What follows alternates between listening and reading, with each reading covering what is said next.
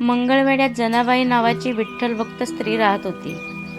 ती दरवर्षी पंढरपूरची वारी नियमित करीत असे. जेव्हा स्वामी मंगळवेढा येथे परतले तेव्हा त्यांची कीर्ती ऐकून ती दररोज त्यांच्या दर्शनाला जाऊ लागली. विठ्ठल भक्त जनीची स्वामीनिष्ठा रोज वाढत चालली.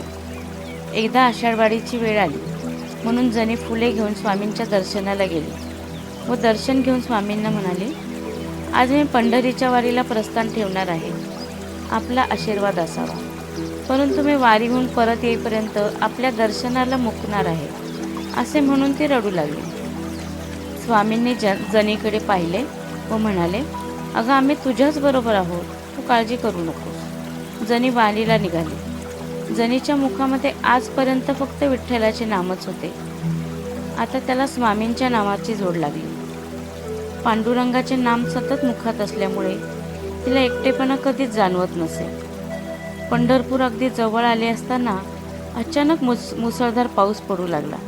सर्वत्र पाणीच पाणी झाले. जनी मनात घाबरली. आता मी कशी पोहोचणार? स्वामींचे पांडुरंगाचे दर्शन कसे होणार? इतक्यात विजा कडाडल्या व त्या प्रकाशात तिला स्वामींची मूर्ती डोळ्यासमोर दिसली. तिला आठवले, स्वामी म्हणाल्याप्रमाणे आपल्याबरोबरच आहेत.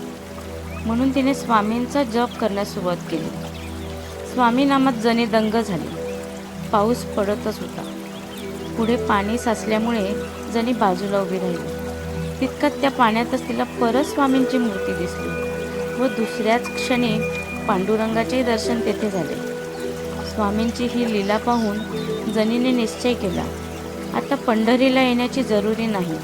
स्वामी हेच आपले पंढरपूर व स्वामी हेच आपले विठ्ठल आहेत. पांडुरंग पांडुरंग म्हणत ती पंढरपूर वाटेवर मार्ग क्रमू लागली. पाऊसही थांबला होता. स्वामींची साथ आता आपल्यासोबत आहे या समाधानाने तिने वारी निर्धास्तपणे पूर्ण केली. आता वारीला जाण्याची जरुरी नाही व स्वामीच हे आपले पंढरपूर आहे, मग असे मानून तिने स्वामींच्या सेवेत उर्वरित आयुष्य घालवले.